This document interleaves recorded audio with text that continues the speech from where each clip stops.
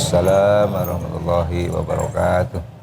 Innal hamdalillah nahmaduhu wa nasta'inuhu wa nastaghfiruh wa na'udzu billahi min shururi anfusina wa min sayyiati a'malina. Man yahdihillahu fala mudilla lahu wa fala hadiya lahu. Asyhadu an la ilaha illallah wa asyhadu anna Muhammadan abduhu wa rasuluhu la nabiyya wa la rasula ba'da. Pertama-tama dan paling utama bersyukur kepada Allah Subhanahu wa taala karena hingga saat ini, hingga pagi hari ini kita sama-sama diberikan kenikmatan oleh Allah Subhanahu wa taala sehingga kita masih bisa menjalankan kewajiban kita sholat subuh serta sama-sama kita menjalankan rutinitas pengajian ahad pagi pada pagi hari ini. Kedua kalinya salawat serta salam terkirimkan kepada baginda Nabi Allah Nabi Muhammad Sallallahu Alaihi Wasallam, yang dimana kita nantikan syafaatnya di yaumil akhir kelak. Semoga kita salah satu umat dari beliau yang akan mendapatkan syafaat di yaumil akhir kelak. Amin ya rabbal alamin. Bapak-bapak, ibu-ibu, jemaah sekalian, Pak Imam, Pak Takmir, dan seluruh jamaah yang hadir pada pagi hari ini, sebelum kita memulai pengajian ahad pagi, seperti biasanya, marilah sama-sama kita awali dengan sama-sama kita membaca suratul Al-Fatihah. Kita awali dengan ta'awud. A'udzu billahi minasy syaithanir rajim. Bismillahirrahmanirrahim. Alhamdulillahi rabbil alamin. Ar-Rahmanir Rahim. Maliki yaumiddin. Iyyaka na'budu wa iyyaka nasta'in. Ihdinas siratal mustaqim. Siratal ladzina an'amta 'alaihim ghairil maghdubi 'alaihim waladdallin.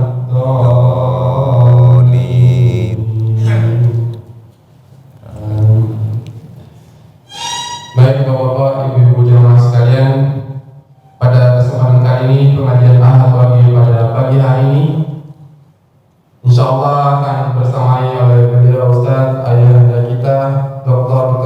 Haji Imawan Wahyudi Mas MH.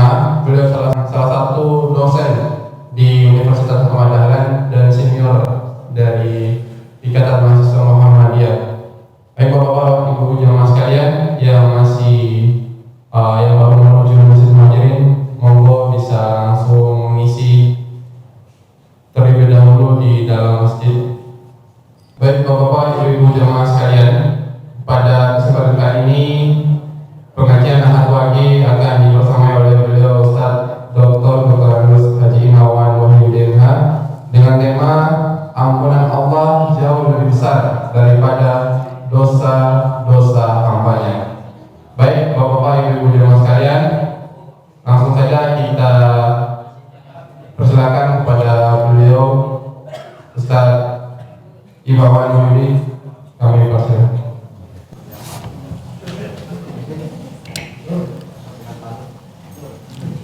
Assalamualaikum warahmatullahi wabarakatuh. Alhamdulillahil qail, a'udzu billahi minasy syaithanir rajim. Qul ya ibadiyalladzina asrafu ala anfusihim la taqnatu mir rahmatillah. Innallaha yaghfirud dzunuba jami'a. Innahu huwal ghafurur rahim. Asyhadu an la ilaha illallah wahdahu la syarikalah wa asyhadu anna Muhammadan abduhu wa rasuluh. Allahumma fassalli wassallim ala hadan nabiyil karim Muhammadin wa ala alihi wa sahbihi ajma'in. Wa ba'd. Pada yang kami hormati Al-Mukarram Bapak Imam yang telah mengimami sholat subuh pagi ini dengan ras bacaan yang sangat menyentuh kolbu. Para jamaah semua, Bapak Ibu yang saya hormati dan saudara sekalian, yang mudah-mudahan Bapak Ibu sekalian dan saya senantiasa mendapatkan limpahan rahmah, barokah, hidayah dan maunah dari Allah Subhanahu wa taala. Amin ya rabbal alamin. Sebetulnya saya sudah diminta untuk memberikan pengajian pada bulan Ramadan. Alhamdulillah bulan Ramadan kemarin agak padat jadwalnya, sehingga baru kali ini bisa sowan lagi untuk bersama-sama mari kita mensyukuri atas keimanan dan keislaman kita, karena sungguh tidak ada yang lebih besar syukuran kita atas kehidupan ini melainkan karena iman dan takwa kepada Allah Subhanahu wa taala. Judulnya, tema pagi ini, ampunan Allah jauh lebih besar melampaui dari dosa-dosa para hambanya. Saya sendiri secara pribadi merasa bahwa ampunan Allah itu salah satu dari misteri hidup. Jadi orang sering kalau melihat orang bersalah pasti melihat betapa buruknya, satu, yang kedua sanksinya, yang ketiga kemudian sikap dari orang yang melihat kesalahan itu dengan sikap yang kadang-kadang berlebihan. Tidak demikian Allah Subhanahu wa taala. Sampai-sampai dalam satu hadis disebutkan, jika hamba Allah memohon ampun kepada Allah, maka Allah itu sangat gembira. Nah, untuk menggambarkan bagaimana gembiranya, diuraikan dalam hadis itu bahwa kira-kira gembiranya itu supaya kita merasakan ada kedekatan dengan uraian apa yang dimaksud dengan gembiranya Allah itu. Kira-kira seperti ketika kita berada di padang pasir, naik kuda atau naik kendaraan, kemudian membawa bekal yang cukup, dan ketika sudah di tengah padang pasir, hewan itu lepas dari kita, dan oleh karena itu kita akan sangat kesulitan karena kehidupan di padang pasir itu sangat ganas, dan kemudian kita mencoba mencari perlindungan untuk basa Inggris ngiyup ngoten nggih. Itu kemudian dalam keadaan itu sudah sangat putus asa, sudah lelah, letih dan putus asa, tiba-tiba kendaraan yang kita naiki, kuda atau unta gitu, yang membawa bekal yang lengkap itu datang begitu saja. Dan saking gembiranya kita, kata hadis itu, kita menyebut kita ini adalah Tuhan dan Allah adalah hamba kita. Saking gembiranya. Jadi berbalik itu, saking gembiranya malah salah menyebutnya. Jadi anar rabbukum, saya ini adalah Tuhanmu, dan kemudian Tuhan itu adalah hamba kita.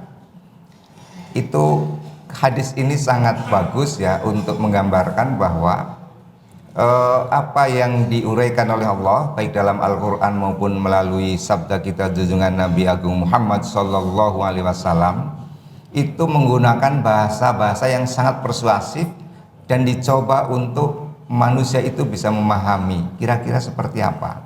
Jadi saking gembiranya sampai kita lupa bahwa kita ini justru hambanya Allah, tapi malah menyebut Allah lah hamba kita.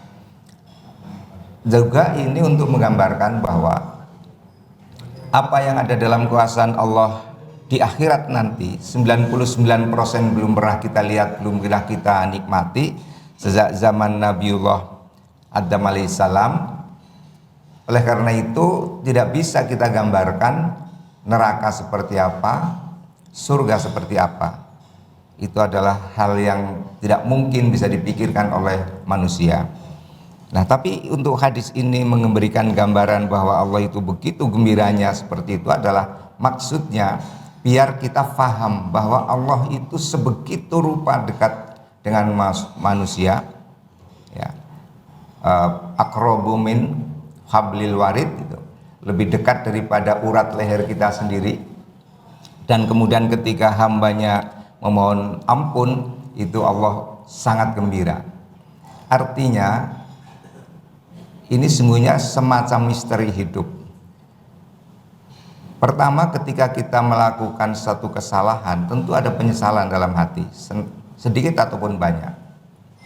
Kalau sampai hati tidak tersentuh untuk menyesal karena ada kekeliruan atau kesalahan, itu berarti qaswatul qulub, hati yang sudah membeku, membatu.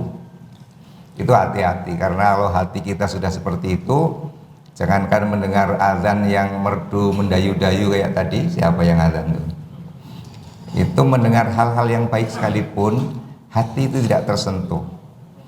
Yang kedua, dengan diberikan ampunan itu ada pengharapan. Maka firman Allah yang melarang kita untuk berputus asa, walatai asumir rahillah, itu terbayar dengan janji bahwa Allah itu akan memberikan ampunan, yang janji Allah itu ampunannya jauh lebih besar daripada apa yang bisa kita lakukan. Dalam hadis yang lain disebutkan bahwa seandainya orang itu semuanya baik, bertakwa kepada Allah, Allah tidak akan bertambah kekuasaan dan kekayaannya dan kemahaagungannya. Tapi jika sekiranya kita ini jahat, sejahat orang yang paling jahat dan semua manusia menjadi jahat begitu rupa, Allah juga tidak akan pernah menjadi berkurang kekuasaan dan keagungannya. Dan ketika Allah memberikan ampunan kepada orang yang paling jahat itu, ibaratnya seperti jarum yang dimasukkan ke dalam air laut, ditarik kembali. Jadi tidak berpengaruh apa-apa, untuk menggambarkan betapa Allah itu maha memberikan ampunan. Nah, oleh karena itu tadi kami bacakan surat Az-Zumar ayat 53. Alhamdulillah nggak bawa kacamata ini, jadi agak nggak begitu jelas. Yang artinya adalah, katakanlah wahai hamba-hambaku yang melampaui batas terhadap diri mereka sendiri, janganlah kamu berputus asa dari rahmat Allah. Sesungguhnya Allah mengampuni dosa-dosa semuanya. Sungguh Dialah yang maha pengampun lagi maha penyayang. Untuk menjabarkan ini saya kira yang paling sahih mungkin ya sepanjang yang bisa saya baca dari referensi-referensi tentang ampunan Allah adalah pada surat Al-Furqan. Dimulai yang biasa dibaca itu dari 63, tapi bagus juga kalau dibaca mulai dari ayat 60. Tabarakalladzi ja'ala fis samaa'i burujan wa ja'ala fiha sirajan wa qamaran nura. Nah, ayat 63 itu bicara hamba-hamba Allah yang Maha Pengasih itu, Ibadur Rahman yamsun, apabila berjalan di muka bumi hauna, rendah hati, bukan rendah diri tapi rendah hati. Wa idza khatabahumul jahiluna qalu salama, dan apabila ditegur dengan teguran yang tidak baik maka dia tetap menjawab dengan bahasa yang baik, yang damai. Pada ayat berikutnya diterangkan bahwa sebegitu rupa kita harus berperilaku baik. Kalau kita berinfak juga harus yang tawazun. Jangan pelit, tapi juga jangan boros. Dalam pengertian ini tidak boros, tapi saking terpanggilnya ketika Khalifah Abu Bakar radhiyallahu anhu menyerahkan semua hartanya oleh Rasulullah, diingatkan bahwa Anda itu punya keluarga, punya anak dan punya istri. Oleh karena itu yang diterima hanya sepertiga dari harta Abu Bakar yang konglomerat juga, termasuk salah satu konglomerat. Dan oleh karena itu kita juga minta atau diperintah oleh Allah untuk dalam berinfak sekalipun kita berlaku tawazun yang imbang antara kita berharap ampunan Allah melalui sedekah, melalui infak, dan juga berharap ada barokah dari Allah atas infak dan sedekah yang kita berikan, tapi juga tidak boleh berlebih-lebihan. Sehingga ketika ada ustadz yang mempunyai madhab tanda kutip agak aneh, itu sudah diingatkan oleh para kiai tidak boleh seperti itu. Jadi ketika ada seorang memberikan infak kemudian masih ditanya ini jamnya harganya berapa, diminta dan seterusnya, itu sudah berlebihan. Walaupun dalam kaitan agama untuk kebaikan, tapi perintah Allah tidak seperti itu. Walladzina idza anfaqu lam yusrifu wa lam yaqturu, tidak berlebih-lebihan boros dan tidak pelit. Nah, itu selalu Islam itu di situ posisinya. Lalu ayat 68, walladzina la yad'una ma'allahi ilahan akhara wa la yaqtuluna an-nafsal lati harramallahu illa bil haqqi wa la yaznun. Dan orang yang dipanggil oleh Allah sebagai hamba yang dikasihi begitu, kinasih. Apabila orang yang tidak melakukan berdoa, memohon atau menyembah selain Allah, la yad'una ma'allahi ilahan akhara wa la yaqtuluna an-nafsal lati harramallahu illa bil haqq, dan orang yang tidak melakukan pembunuhan terhadap orang yang tidak semestinya atau tidak boleh dibunuh kecuali dengan jalan yang hak. Jalan yang hak itu ada aturan kisos, dan kisos pun itu bisa diubah apabila dimaafkan oleh keluarga atau waris dari orang yang dari korban, dan kemudian berubah menjadi takzir. Wala yaznun, dan tidak berzina. Wa may yaf'al dzalika yalqa athama, dan apabila melakukan hal-hal tadi, yaitu menyembah selain Allah, kemudian membunuh, dan kemudian berzina, maka orang itu akan mendapatkan dosa yang sangat besar. Yudha'af lahul adzabu yaumal qiyamati wa khulud fihi muhana.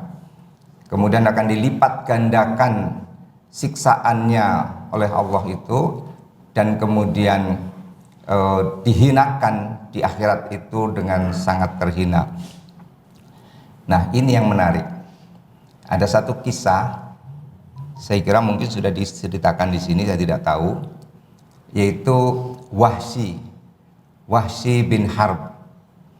Dia adalah tokoh penting dalam perang Uhud untuk versinya orang-orang yang melawan Rasulullah dan umat Islam pada saat itu, artinya kafir, orang-orang kafir.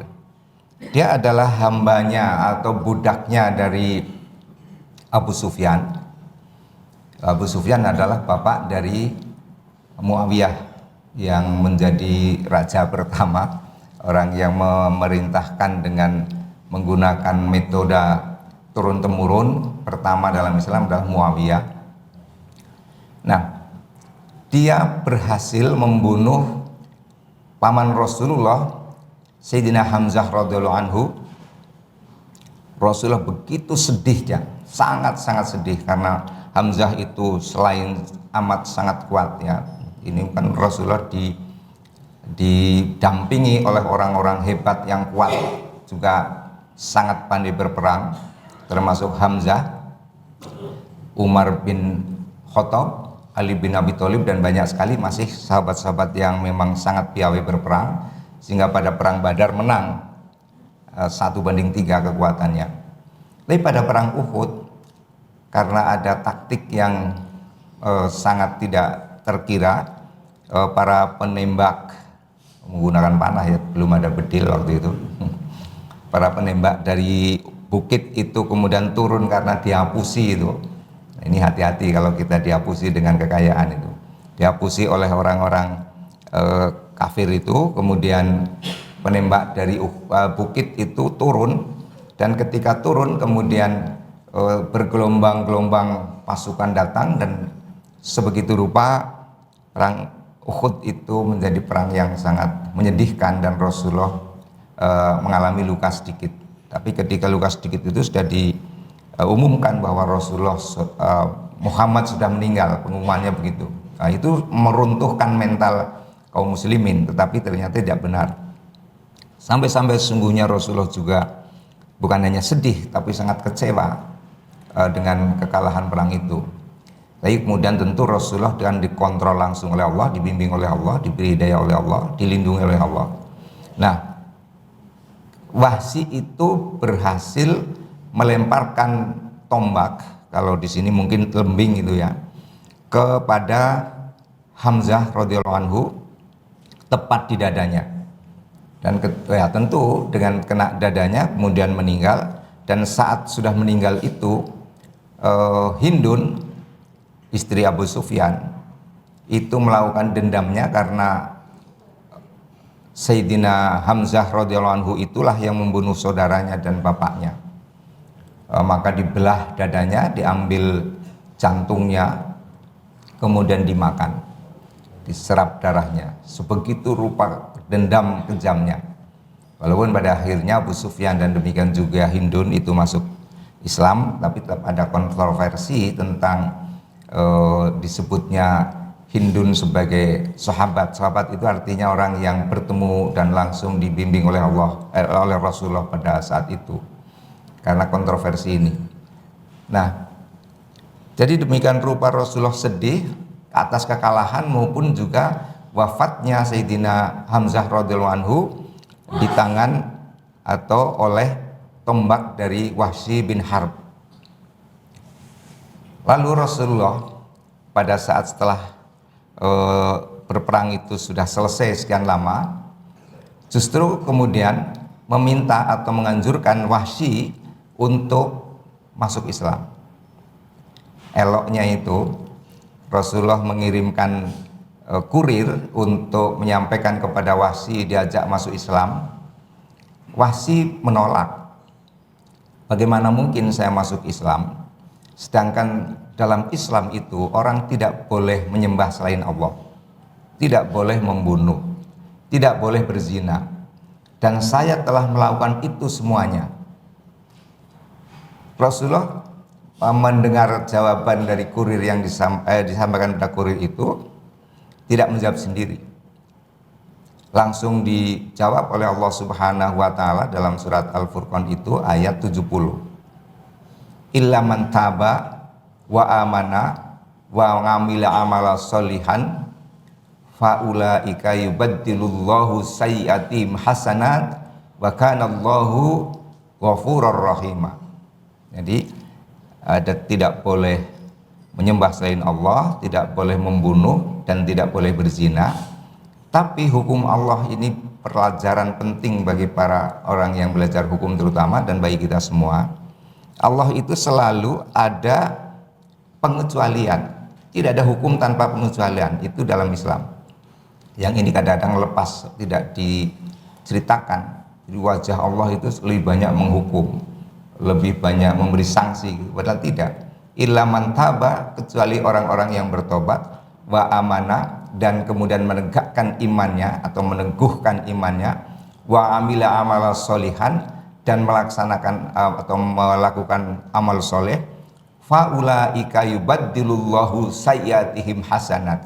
Maka orang-orang yang seperti itu ya sudah bertobat, kemudian menegakkan keimanan, kemudian beramal soleh istimrorin terus menerus, di posisinya diubah oleh Allah dari posisi sebagai orang buruk menjadi orang yang baik. Faulaika yubaddilullahu sayyiatihim hasanat. Jadi kejahatannya diubah menjadi posisinya menjadi orang baik. Inilah yang sering disebutkan bahwa apabila seseorang masuk Islam maka dosa-dosanya diampuni oleh Allah. Masa lalunya sebelum masuk Islam itu diampuni seluruhnya, karena berkait dengan ayat ini sebagaimana praktiknya dalam sejarah Islam awal itu adalah menimpa pada Wahsy. Kemudian Wahsy menjadi masuk Islam. Dan dia juga menjadi, setelah masuk Islam dia menjadi lembut hatinya. Itu kan budak belian. Ya, zaman dulu masih ada perbudakan itu. Lalu kemudian dia merasa sangat berdosa atas kelakuannya membunuh Sayyidina Hamzah. Maka dia bergabunglah dalam pasukan Islam, ikut dalam perang Yamamah. Jadi kalau tadi perang Uhud, dia ikut perang Yamamah, yaitu perang di mana Rasulullah dengan seluruh pasukannya berhadapan dengan Musailamah Al-Kadzab. Siapa itu Musailamah Al-Kadzab? Nabi palsu. Jadi urusan palsu itu sejak zaman dulu sudah ada. Nabi palsu, Tuhan palsu gitu. Masa manusia mengaku Tuhan, ya pasti palsu tau. Nah, oleh karena itu Wahsy bin Harb itu berusaha mati-matian untuk bagaimana bisa tanda kutip membayar kesalahannya dengan amal soleh, yaitu membunuh Musailamah Al-Kadzab. Dan ternyata bisa, ya biqadarillah, dia bisa melemparkan tombaknya sebagaimana dia melemparkan tombaknya kepada Sayyidina Hamzah radhiyallahu anhu, dan tepat di dadanya. Bedanya adalah ketika Sayyidina Hamzah itu setelah meninggal diperlakukan sangat tidak manusiawi oleh Hindun, sedangkan Musailamah Al-Kadzab setelah terkena tombaknya Wahsy itu ada pasukan, salah satu orang pasukan Nabi Rasulullah SAW datang kemudian memenggal dengan pedangnya. Oleh karena itu Wahsy mengatakan, saya tidak tahu, Allah lah yang tahu bahwa mana yang lebih cepat membunuhnya, apakah tombaknya ataukah pedang pasukan yang lain. Tapi sampai di situ itu untuk menunjukkan bahwa sebegitu rupa Wahsy dalam sejarah perang itu kan to be or not to be, hidup atau mati gitulah, pertaruhannya sangat besar. Kemudian menjadi salah satu poin penting kekalahan umat Islam pada saat perang. Kemudian yang terbunuh adalah Sayyidina Hamzah, ya katakanlah salah satu tameng besar dari umat Islam, terutama pada junjungan kita Nabi Agung Muhammad SAW. Kemudian diampuni begitu saja oleh Allah Subhanahu Wa Taala dengan syarat pertama taubat, yang kedua menegakkan keimanan, kemudian yang ketiga beramal soleh.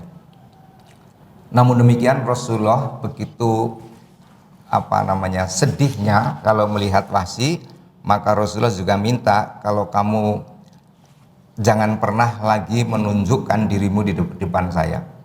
Dan oleh karena itu setelah masuk Islam, Wahsy itu kalau dalam majelisnya Rasulullah, dia selalu berada di belakang Rasulullah, tidak mau atau tidak berani berada di depan Rasulullah. Ini untuk beberapa hal yang penting kita berikan kesimpulan.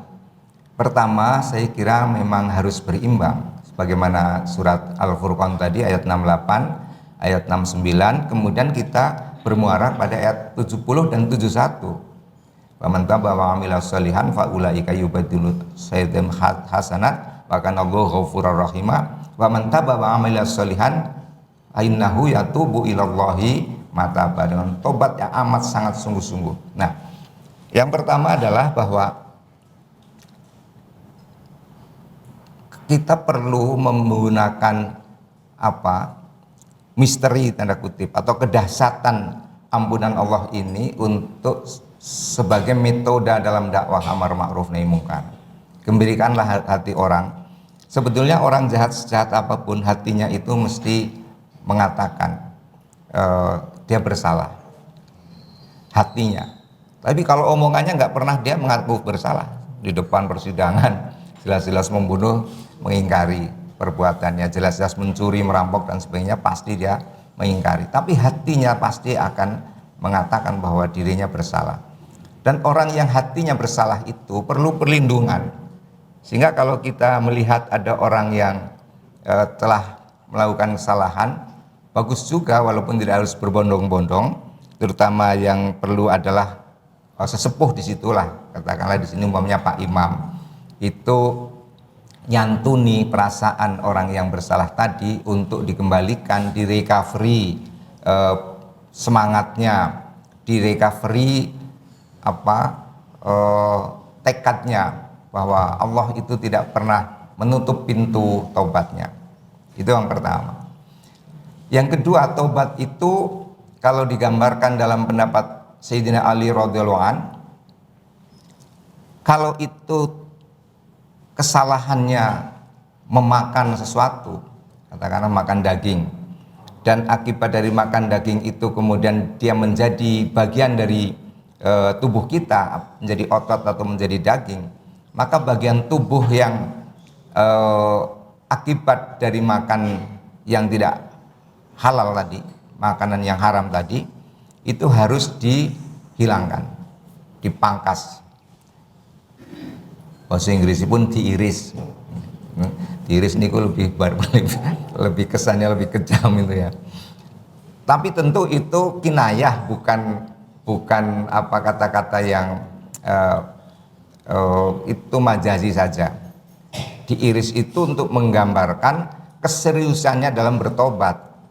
Nah, oleh karena itu cara kita kemudian memelihara tobatnya itu adalah menegakkan keimanan dengan sungguh-sungguh. Bentuknya apa? Secara fisik adalah beramal soleh terus-menerus, kemudian tidak pernah berkeinginan apalagi melakukan hal yang sama sebagaimana yang pernah dia lakukan yang menyebabkan dia bertobat. Panjang sebenarnya, banyak syarat-syarat tentang tobat, tapi pada intinya adalah terakhir ini, hukum Allah itu pada dasarnya dalam bahasa ilmu hukum untuk manusia. Sedangkan hukum positif karena ini buatan manusia untuk hukum. Sampai-sampai ada ada gium bahwa orang itu tidak penting dia tahu atau tidak tahu tentang adanya undang-undang, tapi dia harus tunduk pada undang-undang yang ada. Ya. Namanya fiksi hukum. Jadi seorang dianggap sudah tahu hukum. Jadi baca atau tidak baca, ngerti atau tidak ngerti, seseorang yang dalam satu negara hukum, dia terkena hukum itu juga. Itulah hukum manusia. Dan hukum Allah Subhanahu wa taala selalu harus didakwahkan. Lalu kemudian terhadap kemungkinan diampuninya satu perbuatan jahat, gambarannya yang paling ekspresif adalah gambaran kisah Wahsy masuk Islam tadi.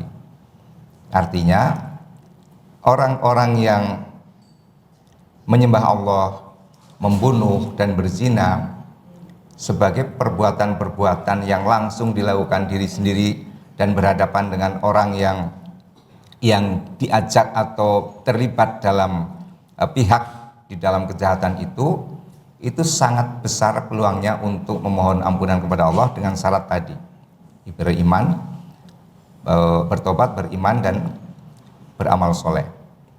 Tetapi pertanyaannya, bagaimana? Karena tidak ada atau sampai saat ini saya belum menemukan bagaimana tobatnya orang-orang yang menggunakan kekuasaan atau jabatan publik, umpamanya korupsi seniki istilahnya kejaksaan itu menggunakan kode terong itu triliun, kalau miliar itu mangga. Jadi kalau mangga itu sudah lewat, tidak ada orang korupsi miliaran, tidak ada, karena sudah triliunan. Orang tidak lagi memasalahkan sholat subuh pakai kunut atau tidak baik kunut karena tidak sholat subuh. Itu kata Pak Hasyim Muzadi almarhum. Bagaimana itu caranya tobat gimana? Kan tobat syaratnya selain tobat kepada Allah juga minta ampun kepada keluarga yang menjadi korban. Kalau yang sudah meninggal kan tidak bisa dimintai maaf itu. Atau yang kalau masih hidup ya dia harus meminta maaf kepada orang yang telah diperlakukan tidak baik. Dan Allah tidak akan memberikan ampunan kepada orang yang bersalah kepada orang lain sementara dia sudah mohon ampun kepada Allah, tapi dia harus juga diampuni oleh orang yang telah dianiaya atau telah diperlakukan dengan tidak baik. Kasusnya adalah kasus ketika seorang sahabat akan meninggal, ternyata dia punya dosa kepada ibunya, dan ketika ibunya meridhoi, mengikhlaskan untuk dipanggil oleh Allah, begitu disampaikan keikhlasannya untuk anaknya berpulang kepada Allah, begitu kemudian dia meninggal karena diancam oleh Rasulullah, apabila tidak diampuni oleh ibunya maka akan dibakar saja karena tidak meninggal. Nah, artinya begini, ada dosa yang sangat besar sekalipun jika dia memang punya tanda kutip protokolnya atau prosedurnya untuk mohon maaf, mohon ampun, itu sudah sangat jelas bagaimana surat Al-Furqan 68, 69, 70 dan 71.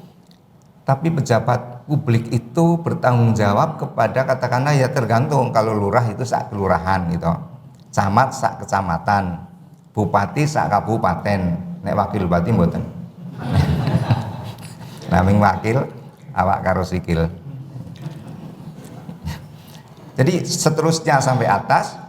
Lalu kalau dia berbohong, dia melakukan korupsi, dia memanipulasi, dia melakukan kebijakan yang menyengsarakan, tetapi intinya untuk yang jahat seperti Wahsy sekalipun Allah memberikan ampunan. Jadi oleh karena itu juga kita berbaik-baiklah, orang yang salah, orang yang keliru dan sebagainya, jangan kita prosokkan dia sampai patah semangat, putus asa, karena itu adalah bagian dari larangan Allah Subhanahu wa Ta'ala. Saya kira pagi ini hanya itu yang bisa saya sampaikan, dan mohon maaf agak sedikit terbata-bata. Saya kalau membaca sejarah Nabi itu berulang-ulang karena sesuatu yang saya rasakan begitu besar ya, apa yang harus menyemangati kita, dan kita harus memahami yang dalam kesimpulan kasus Wahsy selalu saya katakan, kesimpulan saya sebagai orang yang belajar di bidang hukum, bahwa hukum Allah itu untuk manusia. Ya, sepanjang manusia ingin kembali kepada kodratnya sebagaimana difirmankan dalam surat Al-Isra ayat 70, walaqad karramna bani adama wa hamalnahum fil bari wal bahr wa razaqnahum minat thayyibat wa faddalnahum ala katsirin mimman khalaqna tafdila. Ini kita terangkan kalau ada pengajian lagi. Surat Al-Isra ayat 70. Pada intinya Allah itu menciptakan manusia dengan statusnya yang mulia, dan oleh karena itu ketika dia mohon ampun kepada Allah, dikembalikan kepada kemuliaannya. Saya kira itu yang bisa saya sampaikan. Jika ada hal yang perlu ditanyakan atau ada yang kurang pas, kami persilahkan. Wah, di belakang langsung ada yang katuran Bu. Ngoten nggih, berapa menit Mas? 5 menit lagi nggih. Gangsal menit Bu, panjenengan entuk 2 menit. Waalaikumsalam warahmatullahi wabarakatuh.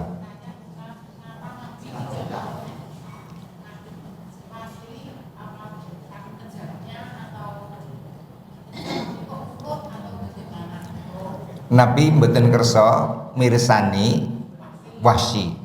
Ya. Pertama tadi sudah saya aturkan bahwa Nabi itu sangat dekat dengan Sayyidina Hamzah radhiyallahu anhu. Yang kedua, Sayyidina Hamzah itu orang yang sangat kuat secara fisik, pinter, cerdas, dan membela Nabi itu mati-matian. Begitu cintanya, begitu besarnya dukungan kepada dakwah Islam yang waktu itu belum banyak toh, ya. Itu maka Nabi sangat hormat dengan beliau, bukan hanya sebagai orang tuanya, tapi memang sebagai energi dahsyat umat Islam pada awal itu.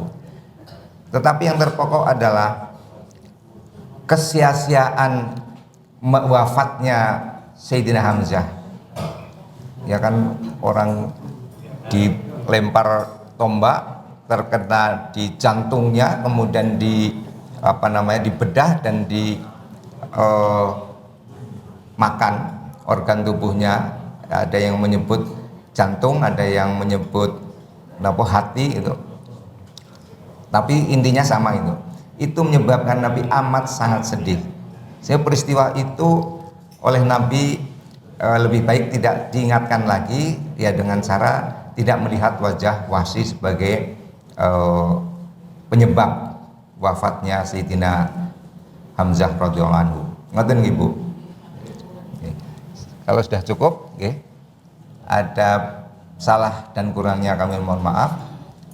Kita selalu berdoa pada Allah menjadi orang-orang yang senantiasa kembali kepada Allah dengan cara bertobat dan memelihara kehidupan kita dengan sebanyak mungkin kita beristighfar dimanapun kita punya kesempatan. Mboten usah dihitung napa ping sedinten ping 100 napa ping 200 napa 1000 napa 2000. Istighfarlah terus menerus untuk menjaga kita sebagaimana pengajian yang dulu saya diminta untuk menjaga kita bisa husnul khotimah. Makaten wonten lepatkenipun nyuwun ing samudra paksami.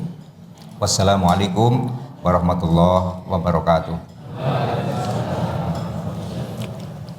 Alhamdulillah, jemaah sekalian, terima kasih Ustaz Imawan Muhyiddin. Semoga apa yang disampaikan kita sebagai jemaah yang mendengarkan bisa mengambil ibrah atau mengambil pembelajaran dari apa yang telah disampaikan oleh beliau. Baik Bapak-bapak, Ibu jemaah sekalian, alhamdulillah telah sampai di penghujung acara pada pagi hari ini.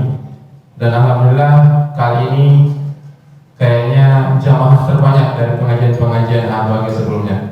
Semoga kita semua istiqomah terus dalam melakukan kebaikan-kebaikan. Baik Bapak-bapak, Ibu jemaah sekalian, marilah sama-sama kita akhiri kajian pada pagi hari ini dengan sama-sama kita melakukan hamdalah dan doa kafaratul majelis. Alhamdulillahirabbil alamin. Subhanakallahumma wa bihamdika asyhadu an la ilaha illa anta astaghfiruka wa atubu ilaik. Sekian, saya Muhammad Anjarullah, terima kasih. Lebih dan kurangnya kami mohon maaf. Assalamualaikum warahmatullahi wabarakatuh.